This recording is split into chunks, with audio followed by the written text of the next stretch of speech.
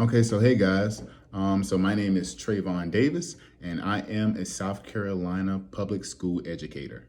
The reason that I'm coming to you today is because I want to talk to you guys about why you should implement podcasts into your curriculum. Okay. So just looking at podcasts, I just want to talk about the benefits of why you should implement it and how you can get that information out there to all of your teachers and stakeholders so they know exactly how the plan is going to go. All right. So first, let's just talk about the benefits of implementing podcasts or just what podcast does. So what a podcast is it's just a recording of you giving either instructional tips or cues or you just presenting information.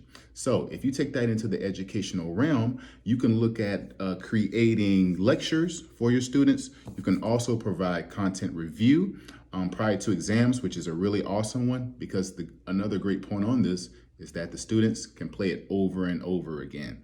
And a third aspect of this is that you can provide feedback through the podcast. You can provide it, link it to a paper or whatever assignment they had to turn in, and they can easily listen to it over and over again. And it also builds that connection, okay? And that was stated by Drew back in 2017 in an article that he wrote that was titled Edutaining Audio, all right? So we have the idea of what a podcast is, but how are we going to get all of this information out to all of the teachers in the school? How are you going to do that? What ways are you going to do that? Are you going to make an announcement? Are you going to send an email? What are you going to do? Well, the answer to that is I came up with a communication plan. So what this communication plan is it's a detailed plan that tells all of the stakeholders exactly what their responsibilities are. It has timelines where it sets you're going to have to do this by this deadline, and it also implements and shows them the training schedule.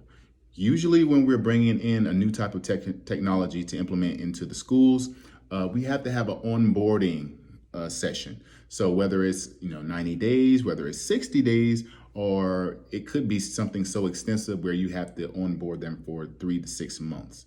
Okay, but that communication plan that I built is going to lay out all the foundations, and it's going to be able to update parents, update stakeholders, update teachers on a bi-weekly or weekly basis based on the updates, right?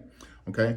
And for this plan, once this plan is in action, what I want you to do is I want you to be able to take this back to your schools and be able to implement it into the school's curriculum. Reason being is because this is going to provide so much support for your students where you don't have to go back and forth saying the same thing over again. You can just lay out that foundation and they will have it at their disposal.